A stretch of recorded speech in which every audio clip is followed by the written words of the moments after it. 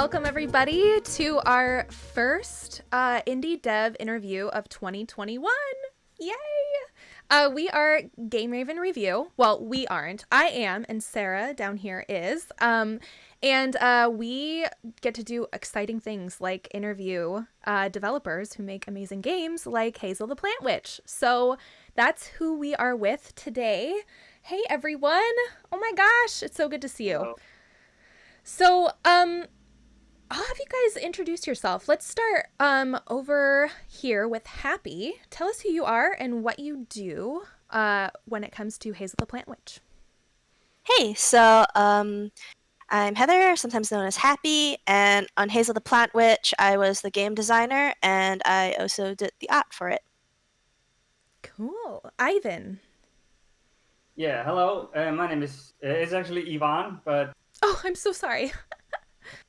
yeah. So I am the programmer for Hazel the Plant Witch, and this project was, of course, like a lot of collaboration. So we were like doing bits and pieces on everything, but that's like my main thing.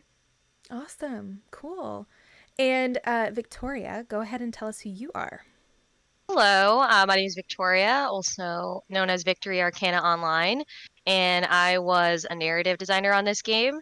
And there was also another narrative designer and composer. Her name is Meg Lim, and we also have a really awesome producer slash marketing person known as Lee or Hokori. But they're not here, so I'm giving them a shout out because they're really awesome. Thank you. Yes, I got to talk to Lee a little bit and he was super cool. So, yeah, thank you three for being here with us. Happy, do you want to tell us, just give us a general premise of what is this game? Sure. Hazel the Plant Witch, I guess we could describe it as a puzzle game. We actually had it as an adventure game until we ourselves, we played it again. We're like, this seems more like a puzzle game. And it has elements from visual novels and kind of point and click. The idea is that you are Hazel and you're a plant witch and you have invented a device that allows you to talk to plants.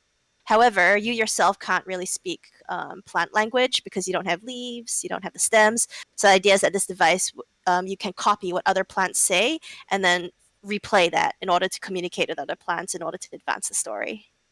So, Sarah, I'm actually going to hand it off to you because you completed how much of the game did you complete? You overdid it. I think it was 131% did the game. I do have to say though, it is not just me. I believe I don't know if it was one of you. Somebody was in my chat, one of the devs, and was giving me little hints. So probably Lee, yeah. Yeah. They popped in and they're like, "Hey, talk to this person next," and I was like, "Oh, okay." But yeah, we did Hazel the Plant Witch, and then we came back to it, and I said, you know what? There's something that has a completion with it for the amount of dialogue that you can get. So I really wanted to 100% it, and we just overdid it. Because if you know anything about me, I overdo pretty much everything that I can. So I'll start out with our first question for y'all. Tell us about the genesis of this game and what your inspiration was behind it. Yeah, so Hazel the Plant Witch has a pretty unique mechanic, and the idea is that you can record other NPC dialogues and then replay it again. And the funny thing is, this mechanic didn't originally come from it wasn't made specifically for Hazel in the beginning. So Hazel is actually initially a game jam game in which we spent 48 hours in order to make a game with a theme of watch them grow. And we have another game that is kind of our main game we're developing called After School Afterlife. And in this game, we were kind of thinking oh, do we want our character to talk, or maybe she is unable to talk because she's in the spirit world. And I think it's a Chinese superstition that happens during Hungry Ghost Month. But basically, if you're walking down a road alone at night and you hear someone call your name, you don't want to answer them because it's probably a ghost, and then they'll do ghost things to you. So it kind of came from that. And so we're thinking, okay, so she's in the spirit world, and we might not want her to talk to some of the NPCs. So what if we had it, she can record NPC dialogue and talk to another one using a tape recorder. But this mechanic was pretty new, and I don't think it's something that you see in games. So we thought, okay, a game jam is kind of the perfect time to test it out. And that's how the mechanic came to be. Though after doing Hazel, we don't think we'll use this Yeah. mechanic actually. No, in the Yeah, I end. remember. we really like the mechanic, but not as like a side mechanic. It fits nicely as the main core of the game in this case, but we don't think it will fit nicely on the side, and especially with so much dialogue, the options become like exponentially hard to like prepare for all the responses. Yeah, it's a longer game too. Like imagine if like you have to walk like 20 minutes to go find a dialogue from someone else, but in Hazel, it's on a floating island. It's very like compact, so it's really easy to, talk to everyone and find the dialogue that you need to progress. Yeah, like Happy said, so so it was really nice because the two of them, they're part of a group called the Mini Bunnies, and they make different games like After School Afterlife, which is really cool. And I was trying to get into game jams and learn more about how to do like make video games because I've mostly designed board games. And I had a negative experience at one that I did on my own with random people, and so they invited me to participate on their team. And I specifically remember we participated in the GM48 Jam, where there are a bunch of different themes that you vote on, but you only know the top 15 before the event starts. And we had come up with different game ideas for every single, well, for 14 out of the 15 themes. And then for the theme, Watch Them Grow, all we wrote down was Plant Mom. And of course, that was the one that got chosen. And the day of, we were like, oh shit, what do we do?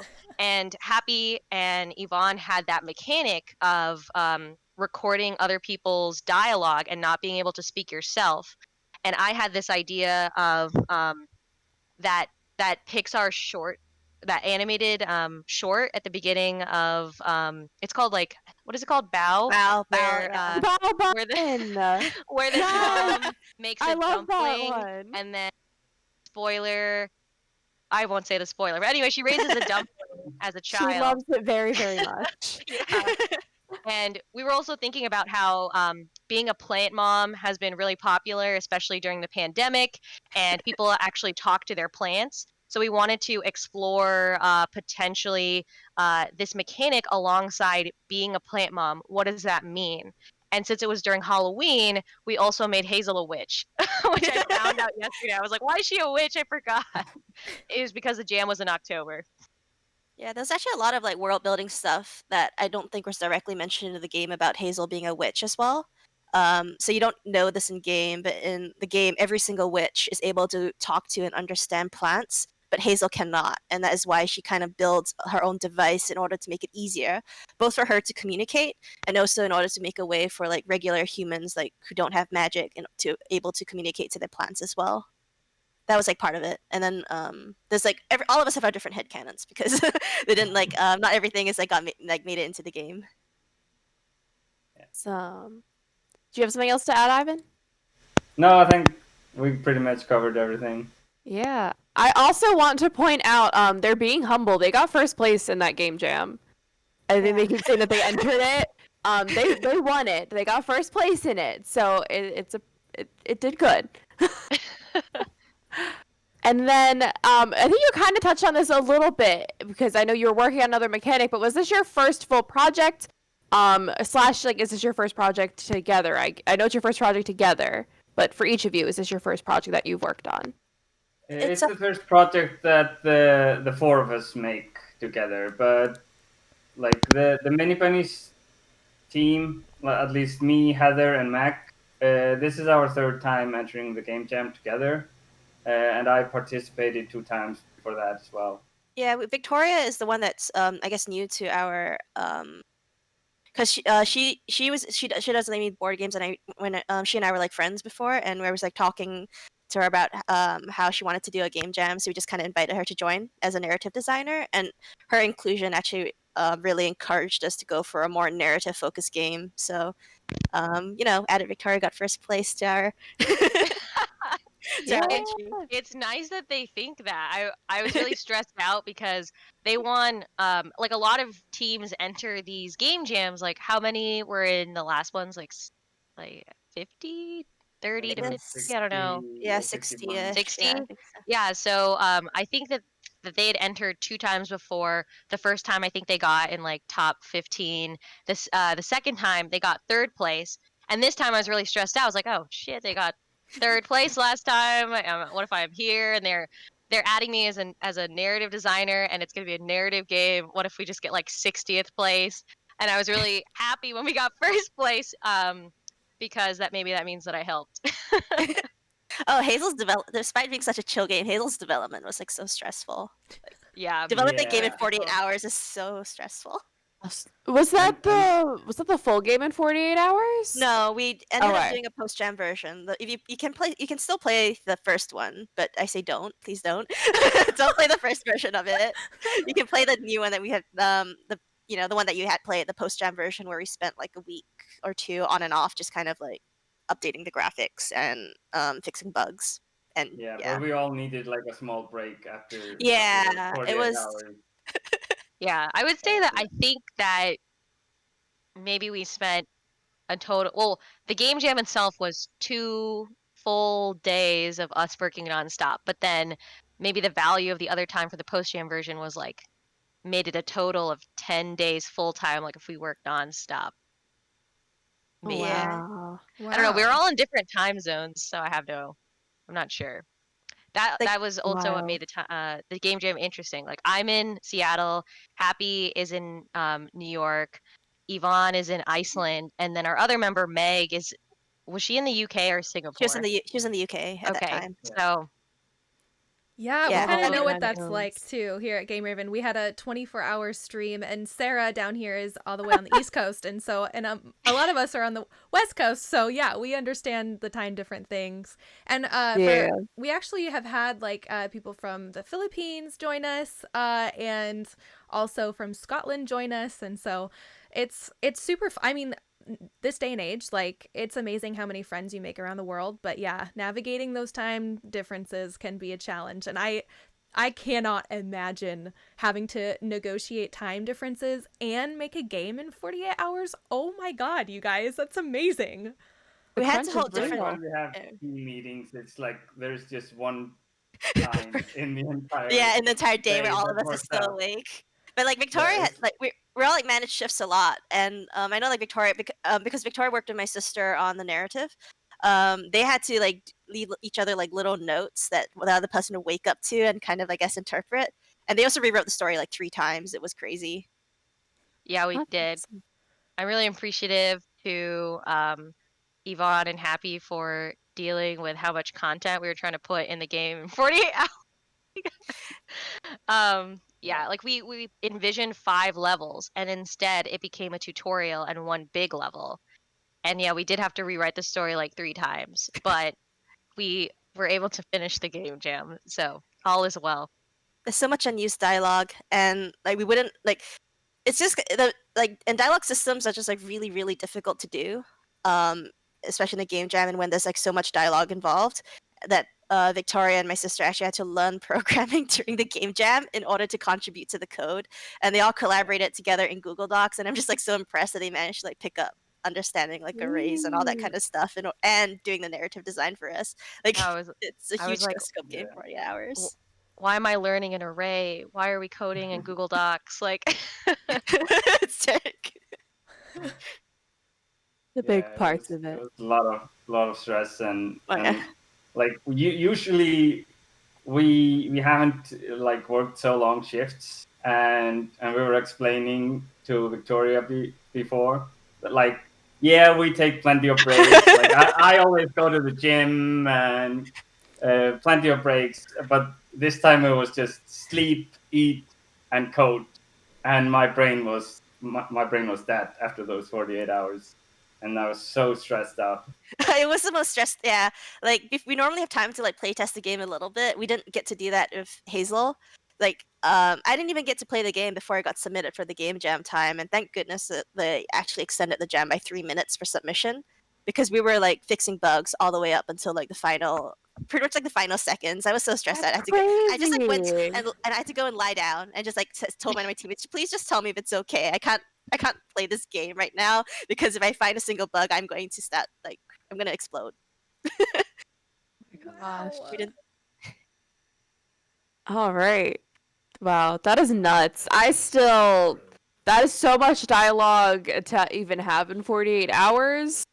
and then to have to cut it down and to code all of it, that is amazing. All right. Next question. What are some of your favorite elements of the game? So of Hazel the Plant Witch. And even, I guess, from each of you, whatever your favorite element is of it. Let's For see. me, I think it's the love story between Daffodil and Carrie. I love that. It's such it doesn't you don't have to do it, but there's something just so enjoyable about it.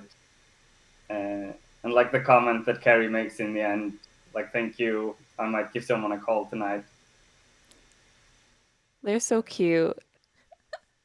For me, let's see. I really like what I really like about the game is that it's about taking care of others. You know, I mean, the theme is watch them grow, and I think that the way that we interpreted that theme was really interesting. Because you're not just taking care of plants. Like, these are real life plants that are your children. And I think it's so interesting getting to talk to plants, and it was fun giving them different personalities. Like, for example, there's Buttercup, who's like this younger sibling, like a baby. You have to water Buttercup.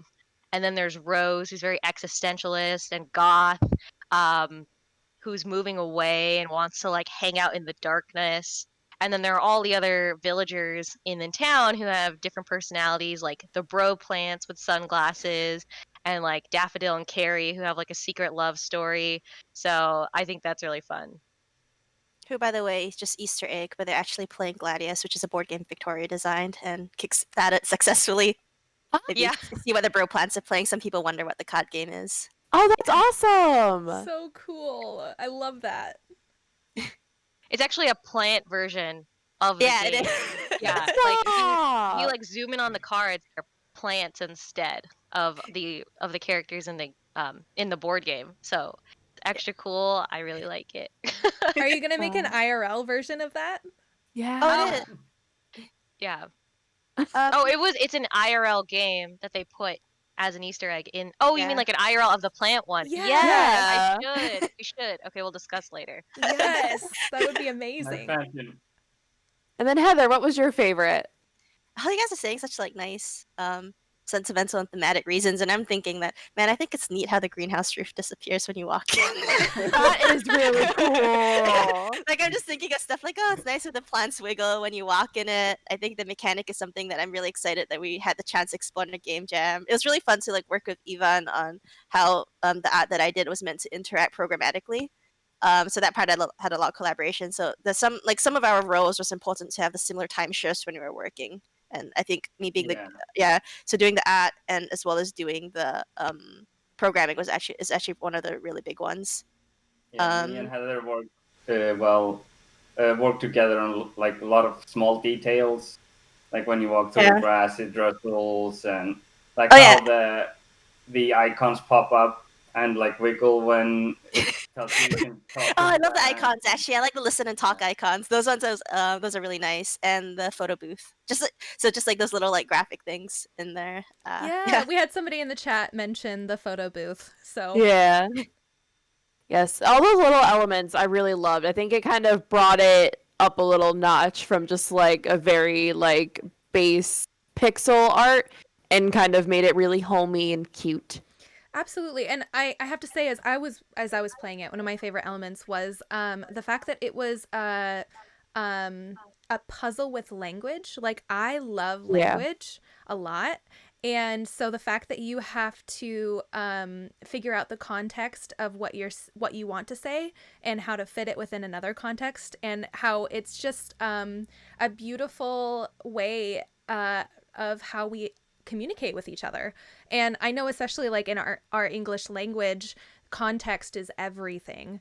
And so it was like really easy for me to go in and try to figure out, okay, how can I fit these words into what I'm trying to say? Because I mean, subconsciously I do that all the time with my language, but I imagine people from other languages like that have more that don't rely so much on context, that are more specific, might have a different experience. And it also like it brought up for me too, like what it might be like for somebody who is, you know, in a different country, who doesn't necessarily speak the language, but knows just a little bit. I've had a little bit of experience traveling the world where I'm in a space like a small town in Germany where all I know is, ich liebe dich, which is I love you, and es tut mir leid, which is like excuse me, and ich spreche kein Deutsch. So those are my 3 like phrases that I know, and how do I use these phrases to communicate what I need, you know?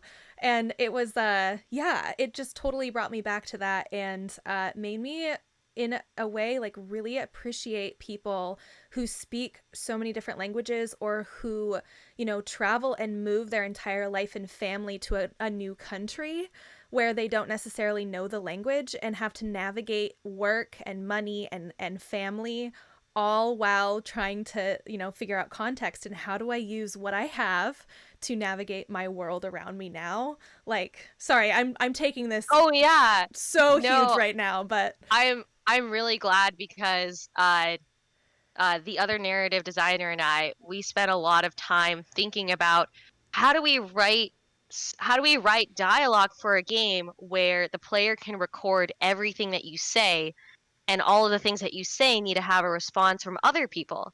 And how do we clue them in that certain responses are the ones that they need to record to be able to talk to other people?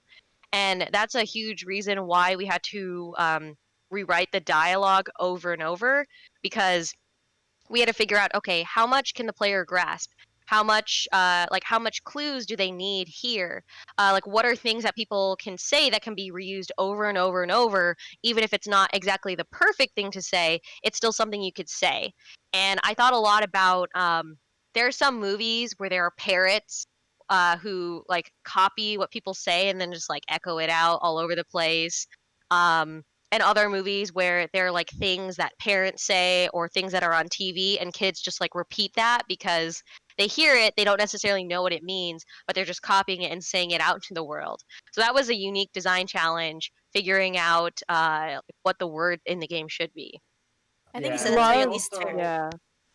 Yeah, there was also the problem of sometimes if there was too much text on the screen and a question at the end, people like read through it quickly and just their attention trails off as they get to the question, and they're already to the next thing, and then they like don't take in what they are being asked.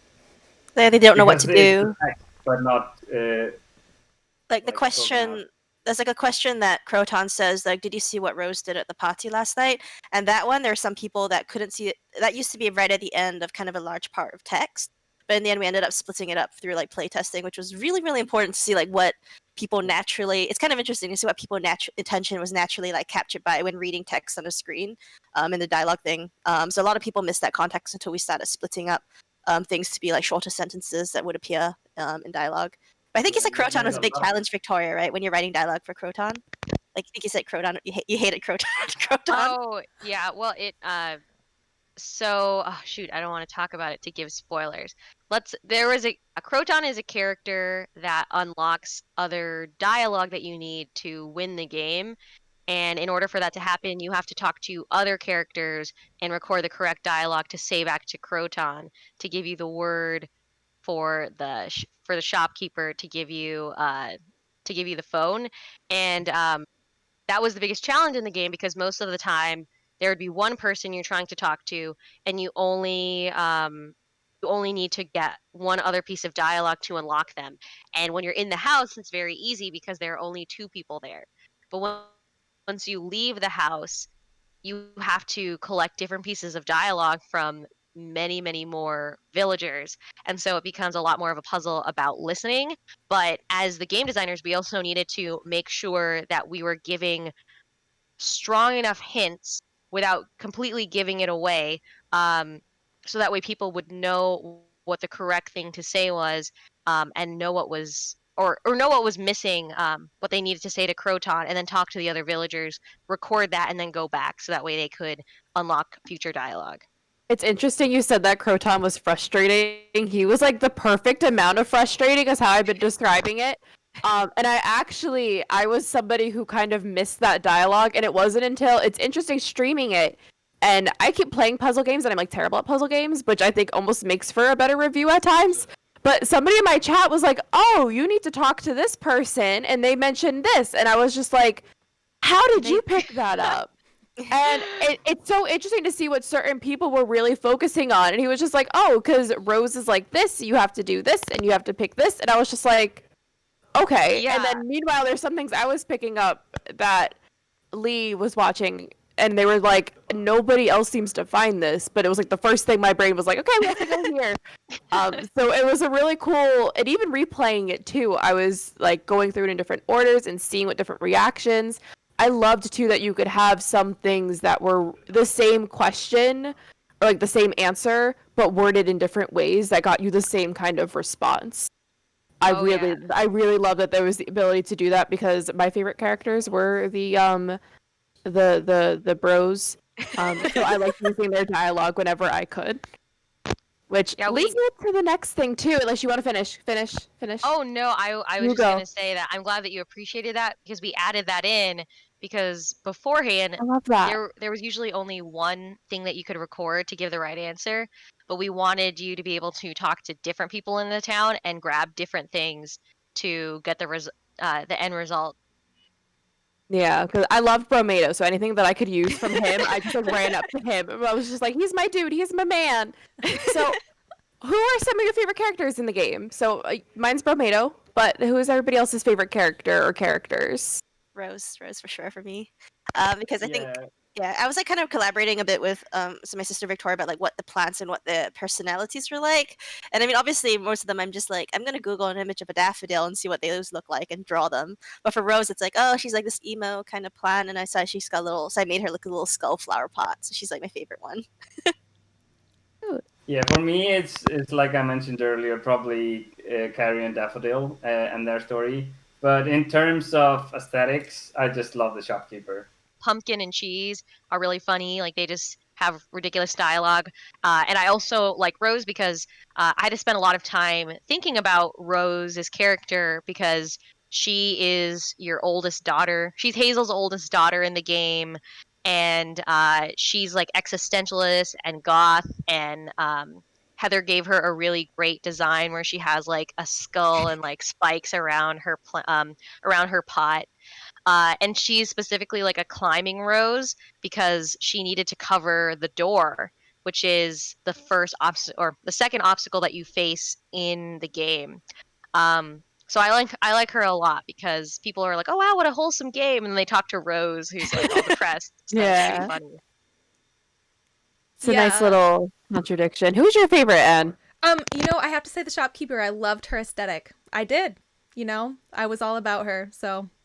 But I also loved Hazel. Like she doesn't talk, which is super cool because I love seeing that in games because then you can kind of put yourself in the character a little bit more because there's no dialogue coming from that character, so you kind of put yourself in it. So I was making up like what her personality was kind of in my own brain. So I really loved that part too of Hazel. So, and her character design was adorable. Like, how did you get that yellow color to actually look good? Like, that yellow. I've been like tracking down that yellow. That's kind of funny. Like, you're not the first person to say that. I'm always surprised when people do. Actually, like, one of our other friends was like, "Oh yeah, you found like the perfect shade of yellow that just wasn't like blinding or anything." And I don't know, it was just kind of I just picked it out of the color picker when I was like, it was a key choice because remember how you were debating between like a purple and yellow? I was. She was sorry, she was like nearly purple. I actually drew a couple of like really quick character design sketches and showed it to the team, and the one that they liked the best is the one that we ended up with. Yeah. Nice. So she actually had quite a few other designs. Yeah, somehow you got yellow to be calming, which I've never I mean, yellow's happy and exciting and energetic, but this one is like chill. and calming. Very natural yellow. Yeah. Yeah. Yeah. All right. So, what are some of the challenges? I know we talked about a few, but any of the other challenges that you faced while developing the game? I'm sure there must have been a lot on the narrative side because like it's really difficult without it's funny, we made a game about communication and I think communication is very difficult when you live in different time zones. So it's very difficult for our team to get together and say, all right, this is the scope of our game and we think whether we think it's fine or we also overestimate how much we can do. So for the first Friday and Saturday, I know all of us were really into creating all these like 5 different levels. And then I think it was on Sunday when the game jam was ending, which Ivan was like, "We can't do this," and we had to rewrite. I woke up on Sunday morning and I looked at how far we are and what we have yet to do, and I was like, "Guys, emergency meeting now!" Yeah, and so that was something that was quite challenging, and I'm sure the programming in Google Docs was really challenging because programming in Google Docs sounds like a nightmare, especially if the autocorrect that's like telling you to capitalize things. I've seen the Google Doc and it's all like color coded on like which plant is going to say what to which dialogue. It's like this extensive long document too. Yeah. I think that let's see, biggest challenges while making this game. So I remember that I wanted to go into this game jam in part because I'm mostly a producer in my day-to-day job, but I'm not usually on the dev team. And so I wanted to see what it was like being a dev, working with everybody else. And I remember at the very beginning when we were like trying to figure out how many levels will be in this game, how much content will there be. And then I started to get worried towards the middle or like later in the first day. And I was like, we don't even have the first level done. How are we going to do the other 4? And they were telling me, no, don't worry. It gets faster on the next day. We've done other game jams. And like my producer brain was like, I don't think that we can do this, but I'm going to trust them because I haven't done a game jam as a dev before. And then I woke up the next day and they had like, they're all in earlier time zones than me, and they're like, Victoria, we had an emergency meeting earlier. We've decided to cut all of these things and just like make a big level instead. We're like redirecting the game. And so me and Meg had to we're like, okay, we'll do it. Here we go. We're gonna just finish this today. And then we were like really running towards the finish line, and then like collapsed after we submitted, basically. It's like you signed on to be a narrative designer, and in the end you did narrative. You did some like time management things as well, and you also did like, and you ended up having to learn programming in order to like help us make the deadline at the end. Oh, you didn't sign up for this. All hands on deck. So. Yeah. All right. So, what advice would you guys give to other small indie developers? Probably just do it. It's a simple advice. Just try. Game jams are a really good venue to try out things because it's a short time span and you have to finish. That's one of the hardest things because you like start and you have all these grand ideas and you don't realize how long they take, and then you're like, oh, I want to do this a little better, and like you get better at it, and then you like look at the stuff you made 2 months ago and you're like, I can do this better now, and it just becomes this endless cycle of never finishing anything. So yeah, just you also learn a lot. Small, and yeah, you learn a lot doing game jams, and the fact that it forces you to push out completed product is also really helpful.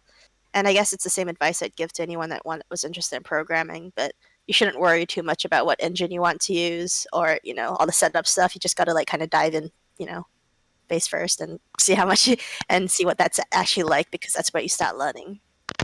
I would say definitely leverage the power of a team. So when I mentioned that I was in a different game jam by myself with some random people. One of the challenges there was that there was a person who wanted to be in charge of everything and didn't want to be open to other people's ideas. So I was so excited to be a part of making Hazel because on this team, everybody's so collaborative. Like, even though we have these official titles of what we do, everybody works on everything. And I think because of that, we were able to have stronger ideas where, like, if you're constantly afraid or putting down feedback that you're getting from your team or from playtesters, it doesn't allow you to refine your idea and make it better. And so I think when you remove ego from the game design process and like really rely on your team members, you can make a strong product together that you wouldn't have necessarily been able to make alone. And then the other thing I would say is that I think that in the game development process, it can be really easy to plan a lot, to like think about like, hey, I'm going to spend a long time on game design and really think these things through, and then after that I'm going to put everything in. But you can't, like, what you can game design on paper or in your mind isn't the same as just like putting it in the build and seeing how players react to it. So the most important game design decisions that we made were actually when we saw people play the game and saw them either fail at things that we wanted them to do, or achieve the things that we wanted them to do, or maybe they did something entirely different. I think the decisions that we made based off of seeing people play the game were among the most important. Yeah, I'd say that also depends on what role you want. That's interesting as well, and like if you want to make games, like I know there's a lot of like solo devs, and I don't know how they do it. They learn coding, they learn music, they learn art. It's incredible what they can do. So if there's anyone that wants to go it on their own, you know, pixel art's really easy to pick up. You can learn coding for like Game Maker is what we is really beginner friendly as well. And also if you're someone that doesn't code, or maybe like they might not do art or whatever, yeah, like what Victoria said, is great to find a team. GM48 is a great community. The Game Maker Discord, even, and I'm sure a ton of other Game Jam Discords have like looking for team channels that you can use to like find people to work together with. Yeah, collaboration helps, even with everything, honestly. Yeah. Absolutely. Or even, Yeah. Yeah, or even like Twine. There's like some really simple things, like simple tools that you don't even need to know coding in order to make a game. Huh. Yeah. Yeah, that's true of like any art, really. If you're trying to make it as an artist, it's so important for all of us to band together. And as creatives, like, we need each other in all different ways. And I've said this before, you know, on our channel, but video games, it's a beautiful marriage of all the different kinds of art. And, you know, that's visual art, that's, you know, that's audio, that's voice acting, that's music, that's dialogue. It's all of these things. And it always really, we love solo devs here at Game Raven. We do. And it's always so impressive. But, you know, even solo devs need other people. You know, we all need support and we all need other people. So, yeah, love it so much. The creatives getting together and creating something amazing and leaning on each other, that's what we need. Oh yeah, It's beautiful. making a game is one thing. Getting people to play your game is a whole other thing too. Yeah. Yeah. Well, it sounds like you guys have Lee, who is really great at the marketing side of stuff. That's super important. He ended up in marketing because he's a nice person in our group. So Oh. Wow, you must be really nice because you all seem super chill. So Yeah, I was gonna say, you all seem very nice. So, all But right. Lee is the nicest. Yeah. Okay. Okay. oh, that's awesome. All right. And what advice would you guys like to give players who are going to play your game for the first time? I guess it's like if I guess it's just kind of a disclaimer, but Hazel is a game. There's a lot about listening. It's a lot about reading. So it's a pretty dialogue heavy game. If you're looking more for an action game, you're probably not going to find that with Hazel. So I do think we target kind of like a more like niche like audience. And yeah, we also even have a video tutorial in case you get stuck. It's a pretty unique mechanic. So take your time with it.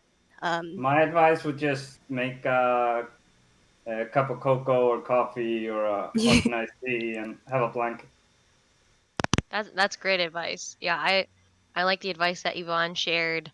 I definitely recommend playing the game with the music because our composer did a really great job and there's a moment in the game where the music feels extra special, which I don't want to spoil. So that's what I'll say. Ooh. Yeah, she did anything to replace our placeholder music, which was Ivan singing, by the way, because during a game jam, things get done at different times, so we needed to test that the radio, like turning things on, would turn on the music, and so we basically had Ivan singing as the placeholder. It was really something. And if somebody goes through decompiling the game, there is still a minute track where I'm singing. Yeah, You should add it as a DLC. It's a bonus track. Yes. I know I have two pieces of advice as a player playing the game for the first time, or at least I just remember one now. I had two. First thing is, do not rush the tutorial. Like, look through everything. Like, the game starts when the game starts. It's a tutorial, but not really a tutorial. And I had a second piece of advice, but I don't know what it was. But I think it was along same lines as just listen, pay attention to what it is, read everything, don't skip through the dialogue. I am notoriously a dialogue skipper. I'm sorry. But this game really kind of made me step back and say, hey, maybe that's important. Maybe that's something I should do more. Because I think when I first went through, I just like skip, and then I was just stuck. So it's really important to make sure it's a nice game to take in all of those elements and step back and remember what you as a person are capable of, and then what like games are capable of being able to be.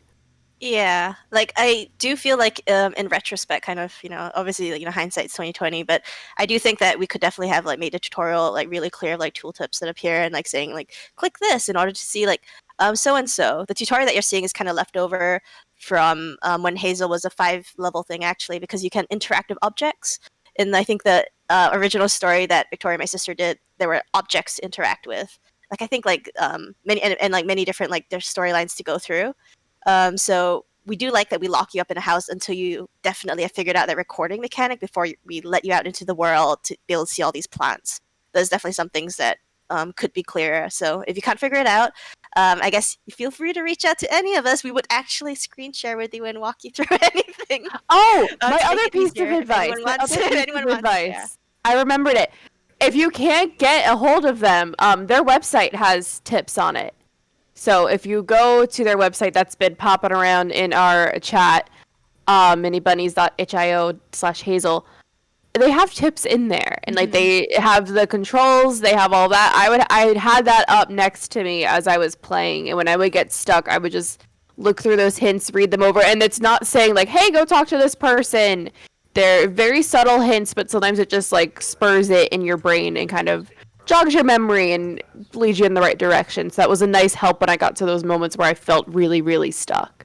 And because Lee is like a really nice person, he did record a small tutorial the first when you're stuck inside the house. So if you are stuck on the mechanics and you're not really too sure what the recording thing is, you can also go check that out. That is so helpful. Because a lot of like so I stream a lot of small indie games, and we review a lot of small indie games, and it's hard when you get stuck because it's so small, there's nothing out there for you. Yeah. So you're just like, is this a bug or am I just being dumb right now? Like, so thank you for having those tutorials. Somebody in chat also said, have a good memory. That's their advice.